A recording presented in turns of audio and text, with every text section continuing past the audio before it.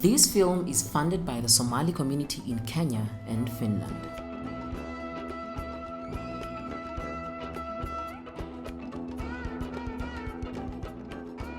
Between 1991 and 2011, donor aid to Somalia amounted to $55.3 billion, according to the Center for American Progress. Since then, billions of dollars have been spent annually in Somalia. Yet the donor community and Somali authorities fail to adequately account for these public resources.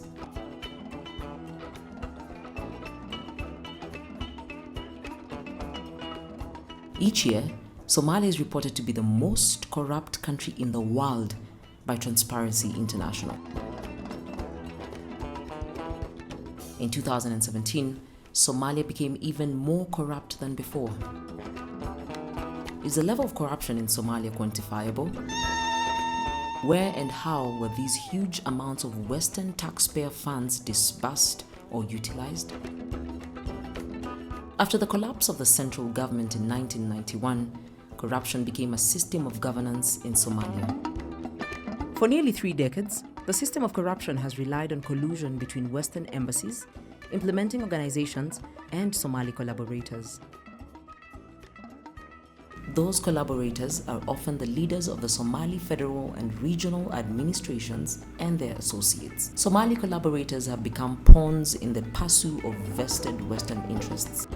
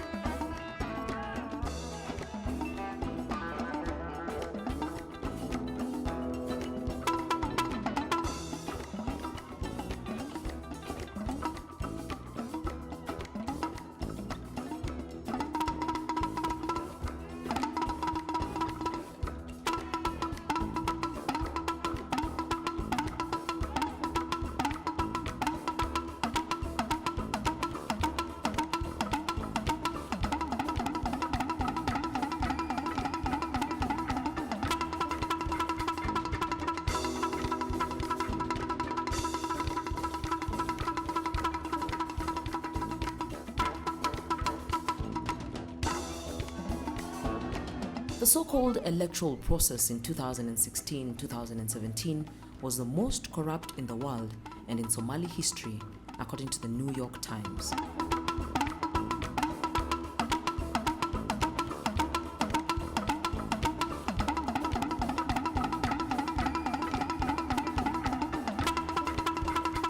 Members of governing institutions in Somalia paid record sums of money for their positions in the executive and both houses of the legislature. The cost of buying the election was equivalent to the annual national budget in years between 2009 and 2012. The cost of running the election was a fraction of the cost of buying it.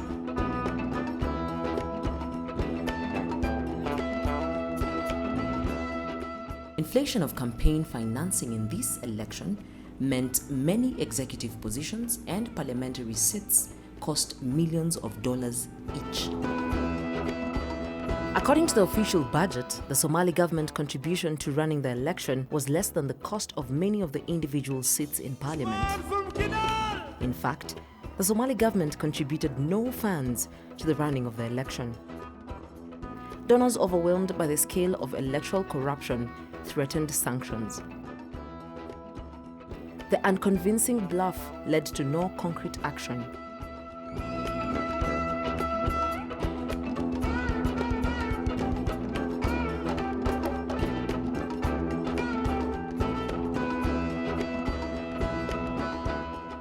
The resulting system of corruption is largely maintained by clan competition for resources, represented by the 4.5 formula for power sharing.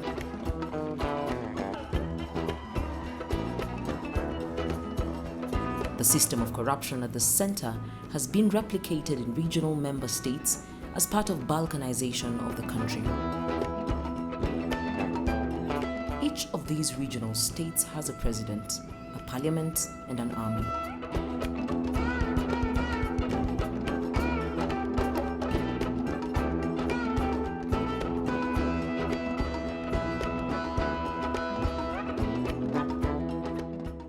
Each of these regional administrations has their own system of finance and independent relations with the donor community.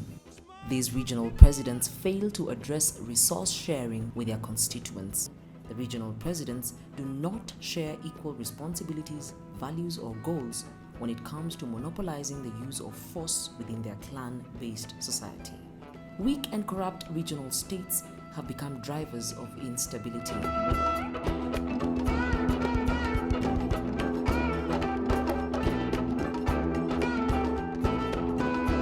Meanwhile, the fact remains that the federal government of Somalia does not have a monopoly on the use of force within its borders.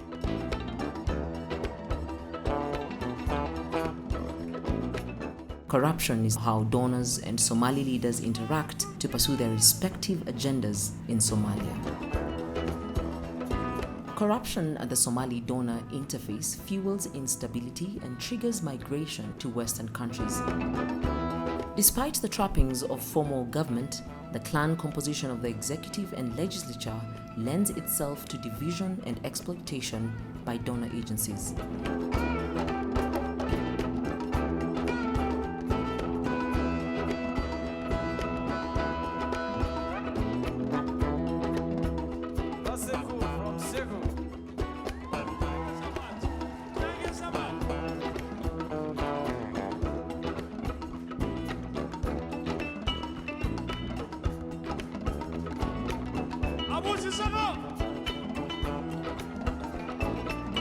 Positions in the legislature are distributed according to the 4.5 clan formula.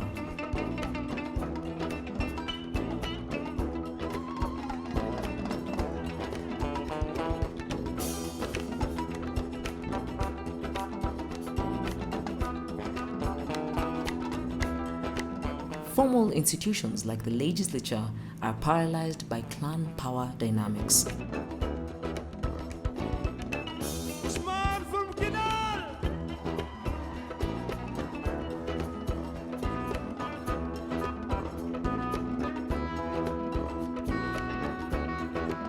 Somali collaborators play their part in manipulating clan relations for donor interests.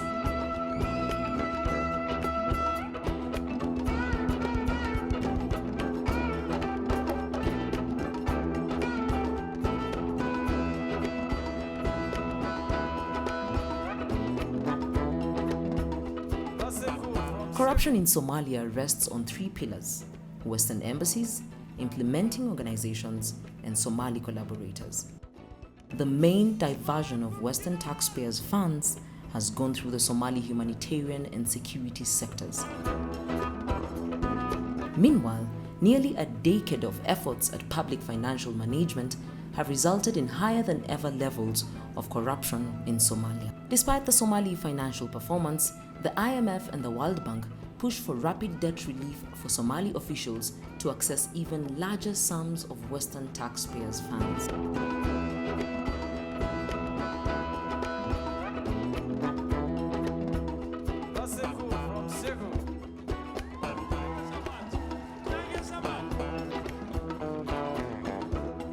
In addition, the performance of bilateral and multilateral agencies and other implementing organizations has consistently declined.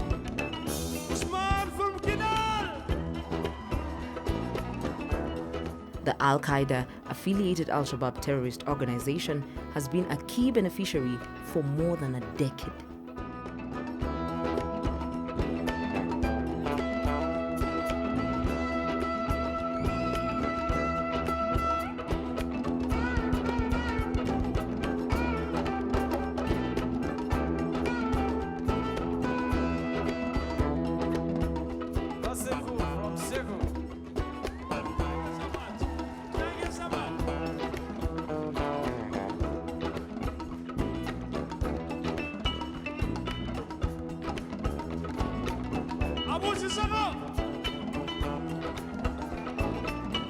Despite international claims of returning to Somalia, Western representatives remain stranded at the Adan Abdullah International Airport at Halane, Mogadishu.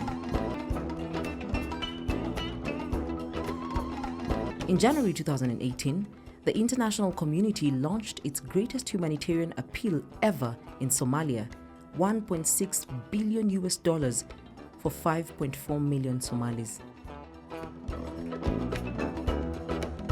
Meanwhile, the Somali capital Mogadishu experienced its worst attack ever in October 2017 with over 600 civilian casualties.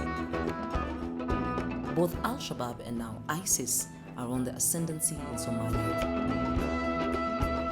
With a country run literally by 7 presidents, all with independent administrations, troops and weaponry, separately funded by Western donors, shouldn't it be possible to combat terrorism? The US has cut its assistance to the Somali security sector due to corruption.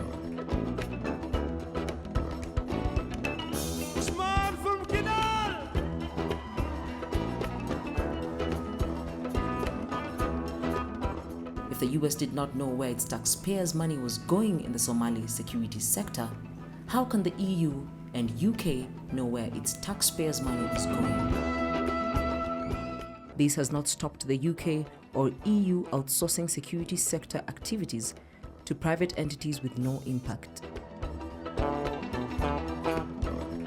The enablers of corruption in Somalia form a triad in which Western embassies, implementing organizations and Somali collaborators collude at the cost of the Somali population.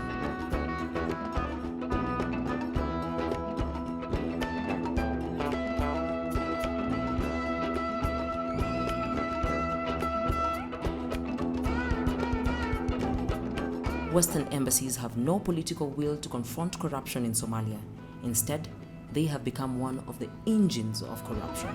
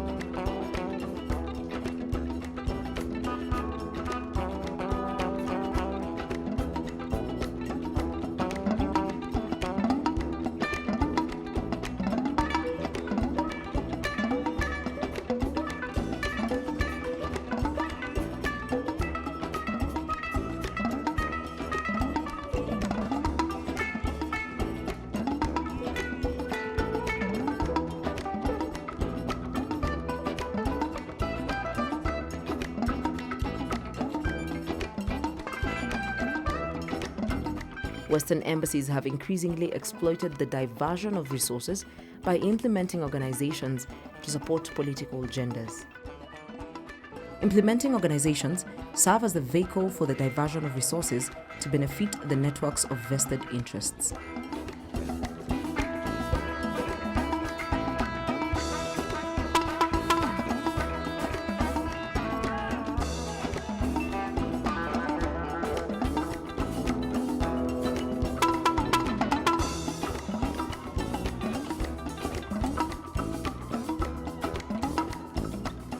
Bilateral enablers of Somali corruption are foreign national aid agencies.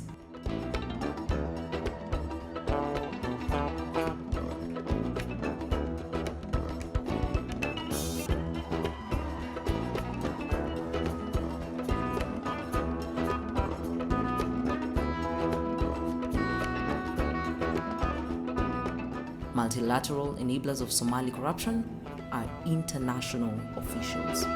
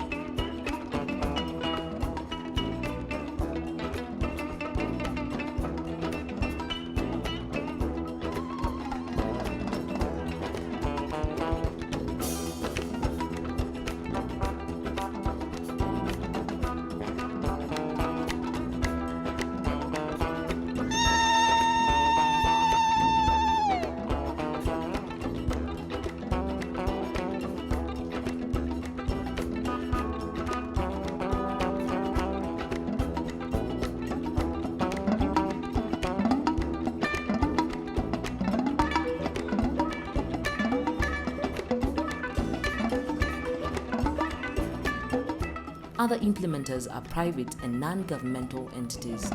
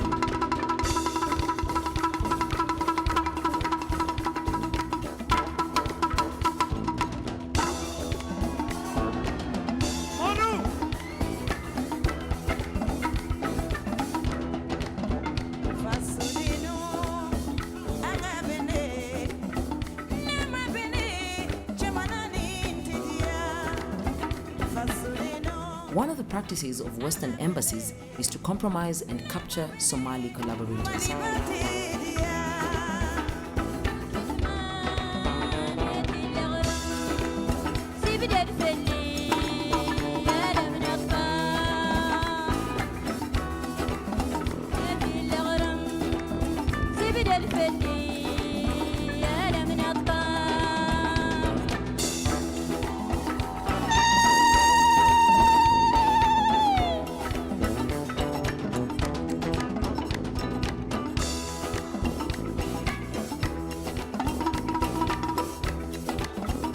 Security, humanitarian, and development conditions in Somalia are worse than they have ever been. Yet, the following Western representatives have all been rewarded for their failures.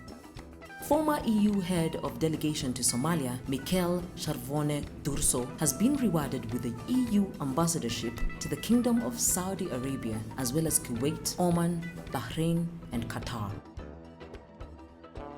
Former UK ambassador to Somalia, Neil Wigan, was rewarded with the Office of the Order of the British Empire and Director for Africa at the Foreign and Commonwealth Office. Former UK ambassador to Somalia, Harriet Matthews, was rewarded with a Companion of the Order of St. Michael and St. George. Former UNSRSG in Somalia, Nicholas Kay, was rewarded with the Knight Commander of the Order of St. Michael and St. George and the ambassadorship to Afghanistan. How will the current UNSRSG in Somalia, Mr. Michael Keating, be rewarded for serving UK interests at the cost of his UN duties? Meanwhile, failed Somali leaders are exiled. Former President Hassan Sheikh Mohamud is exiled between Tanzania and Turkey. Former Prime Minister Said Farah Shirdon is exiled in the UAE. Former Prime Minister Abdiweli Sheikh Ahmed is exiled between Egypt and Kenya. Former Prime Minister Omar Abdirashid Ali Sharmake is exiled between UAE and Kenya.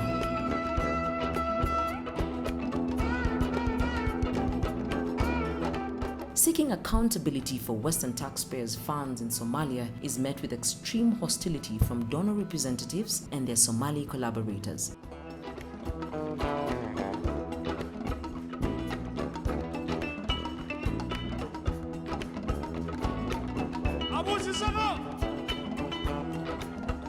At the 2017 London Conference on Somalia, participants agreed on a principle of mutual accountability. Within a few months, the principle of mutual accountability failed its first test. Western donors could not tolerate the Federal Parliament of Somalia questioning its aid disbursements in the country. Specifically, when the UK and the EU established a security sector payroll reform project, mutual accountability quickly gave way to cover-up.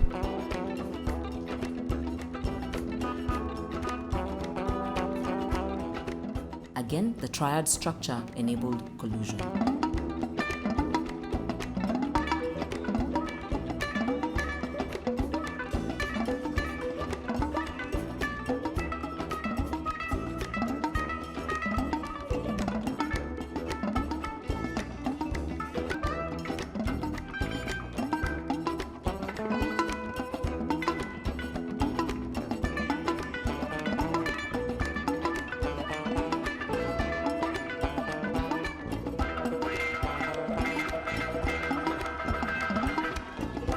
In the Triad structure, the SSPR project was proposed by the implementing organization Abriant.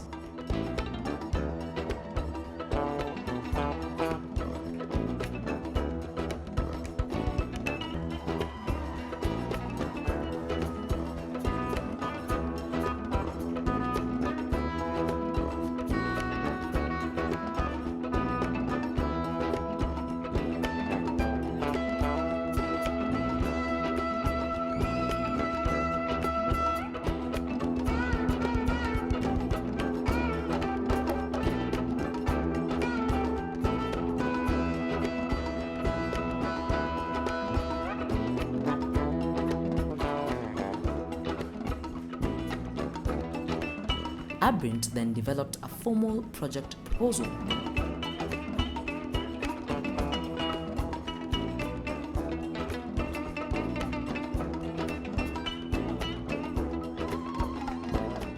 Abrint proposed to undertake actual reform of the Somali security sector payroll.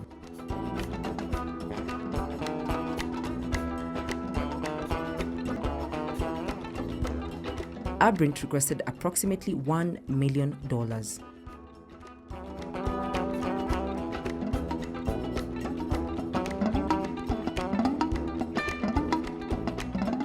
In the Triad structure, the Somali collaborator Hothan Osman, advisor of the Ministry of Finance, played her role to convince donors to support the Abrint proposal. In particular, Hothan Osman tried to broker donor engagement with Abrint as the implementer of the project.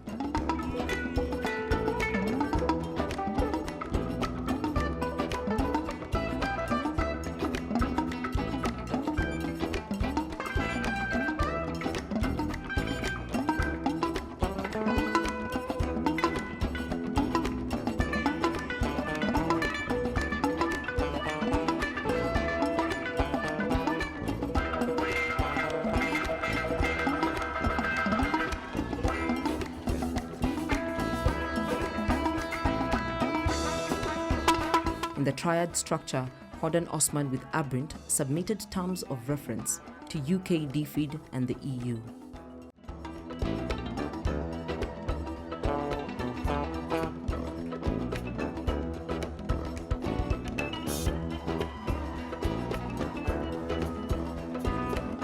The terms of reference detailed deliverables that included reform of the Somali security sector payroll system.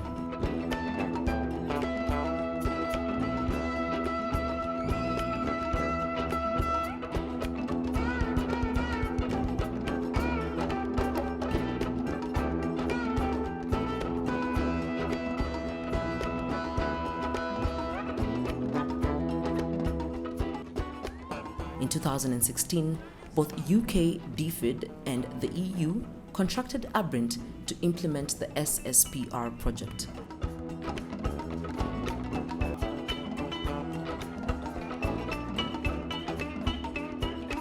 UK, DFID and the EU paid Abrint upward of $1 million.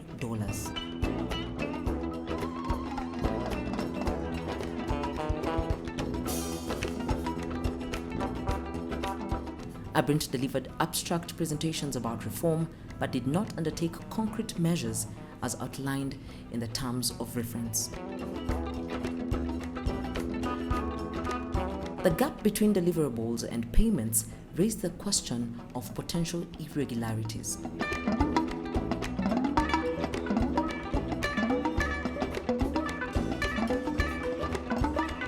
Honorable Dr. Abdi Ali Hassan, member of Budget and Finance Committee. The Somali Parliament initiated a review of the SSPR project. The Parliament appointed Fartaag Research to undertake the review.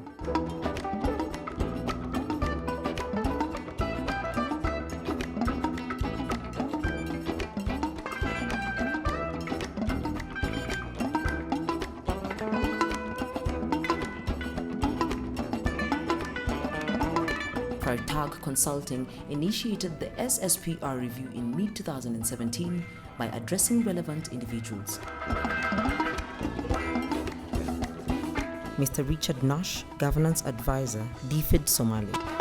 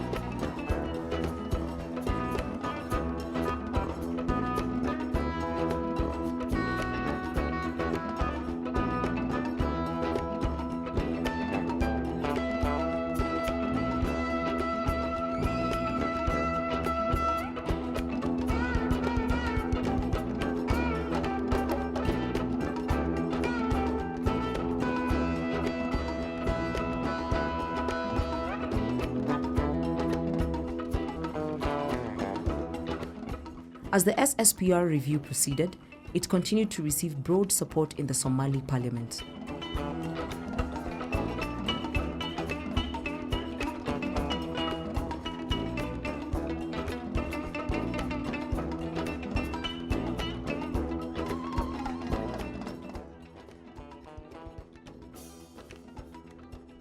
The Defense Committee of the Somali Parliament established a special task force of the Federal Parliament of Somalia in support of the SSPR review.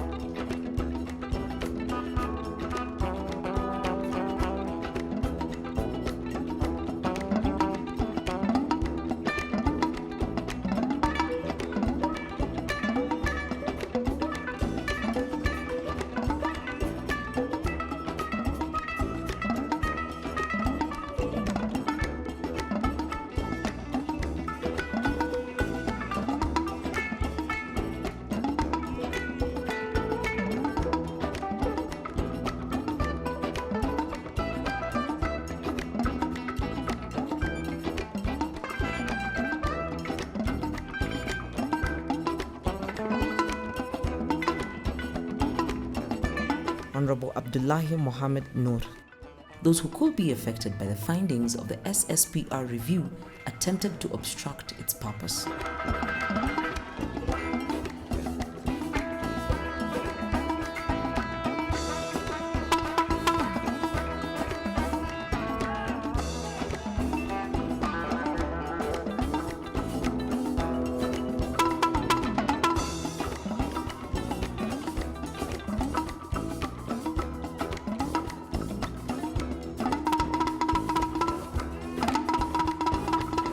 The Parliament persevered with the review.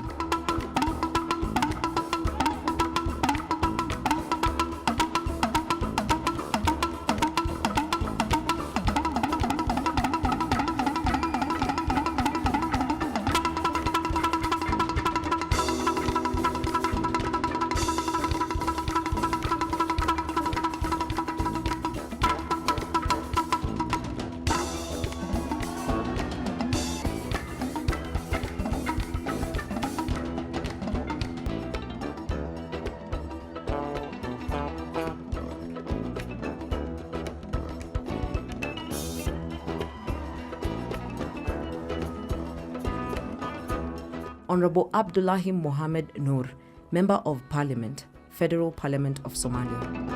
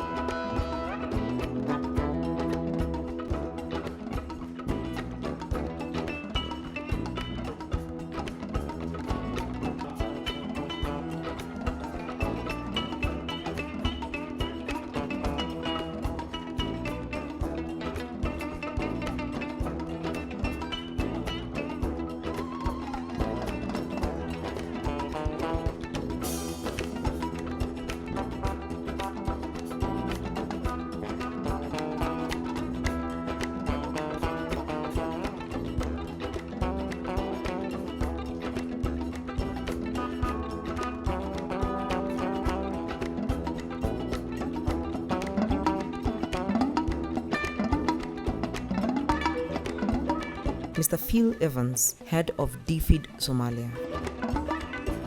The UK government refused to cooperate with the Somali Parliamentary review.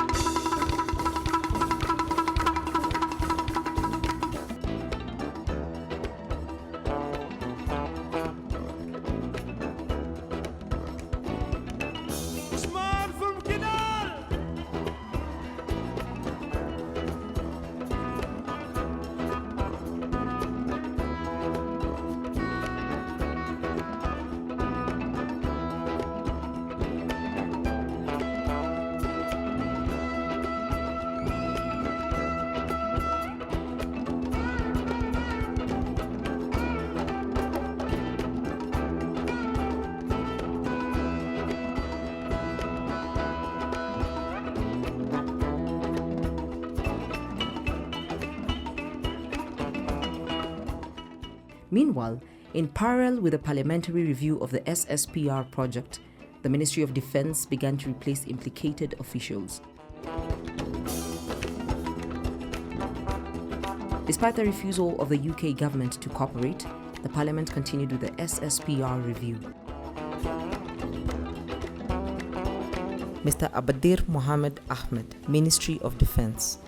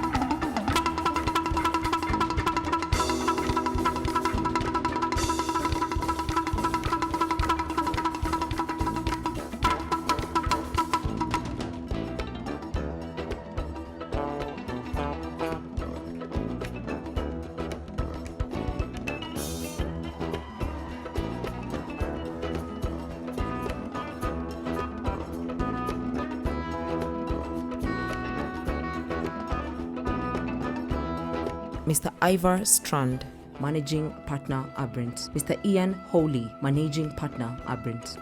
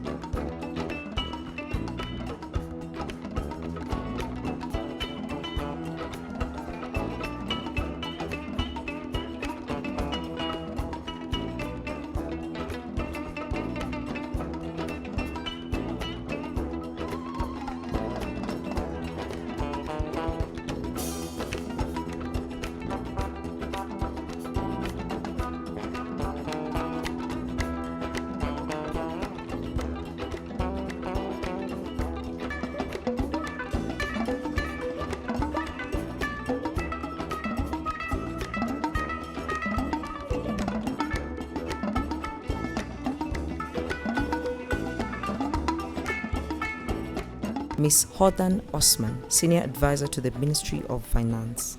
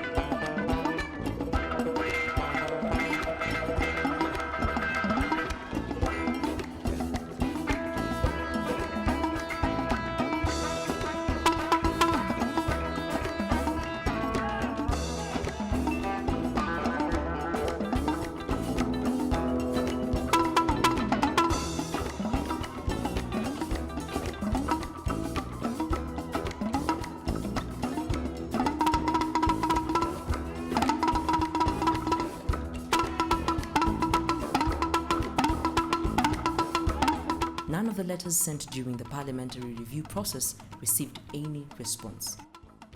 Honorable Ali Abdi Osman, Chair of Budget and Finance Committee. Instead of accepting accountability, donors and their Somali collaborators tried to undermine the independence of Parliament. Donors, through Somali collaborators, tried to divide the Budget, Finance, Planning and Financial Overview Committee and target MP, the Honorable Dr. Abdi Ali Hassan. The Speaker of the Parliament, Mohammed Osman Jawari, ordered the suspension of the review and the removal of MP, the Honorable Dr. Abdi Ali Hassan.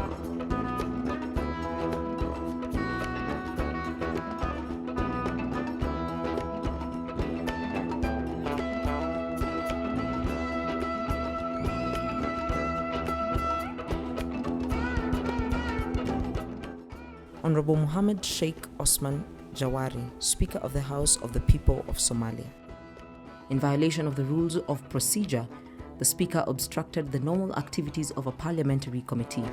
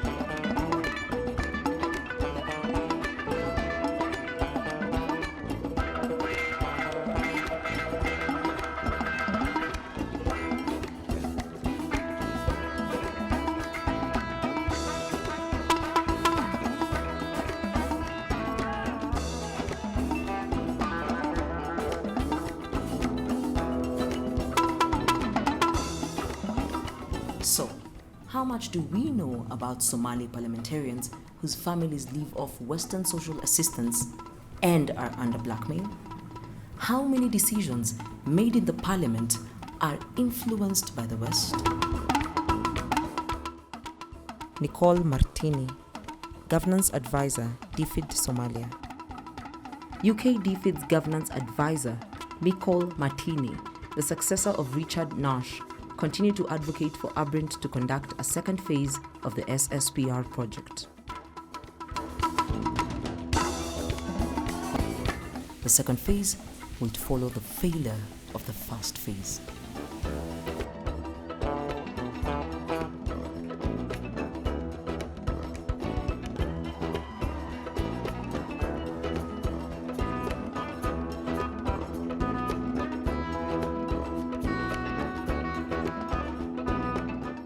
Again, the proposed budget for a second phase was over $1 million.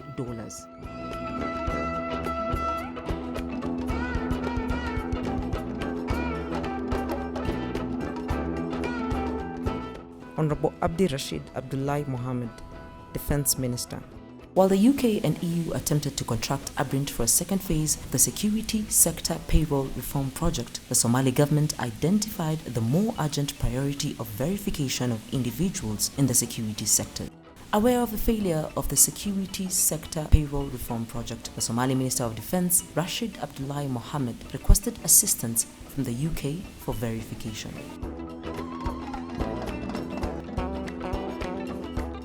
The UK never responded. Ambassador David Conker, Ambassador Veronique Lorenzo. Instead, the UK and the EU circumvented the Minister of Defense.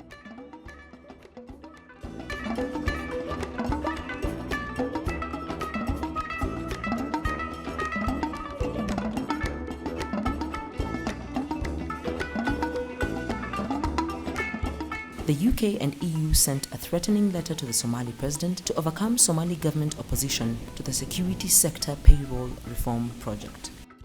In the days following, the UK and EU undermining of the Somali Minister of Defense, Al-Shabaab advanced on Afgoy and strengthened its presence in Mogadishu. On the 14th of October 2017, Al-Shabaab undertook its most costly attack in the capital city in terms of human lives. For his service in Somalia, UK DFID's Richard Nash received a white feather for cowardice.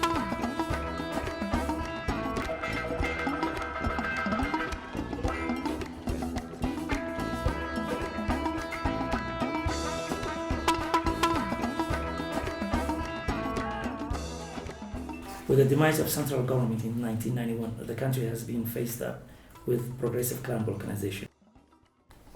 Clan formula was institutionalized in both federal and state level, each with equal powers.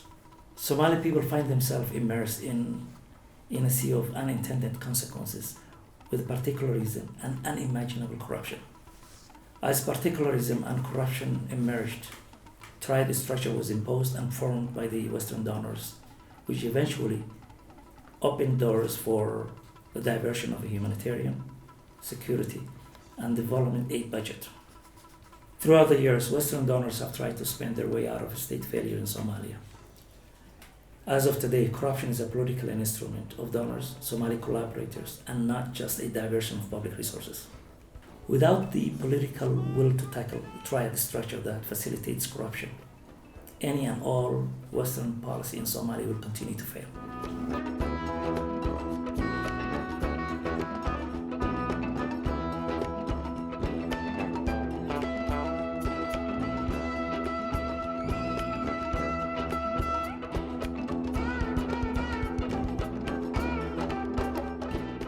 The Western enterprise in Somalia has become a senseless white elephant.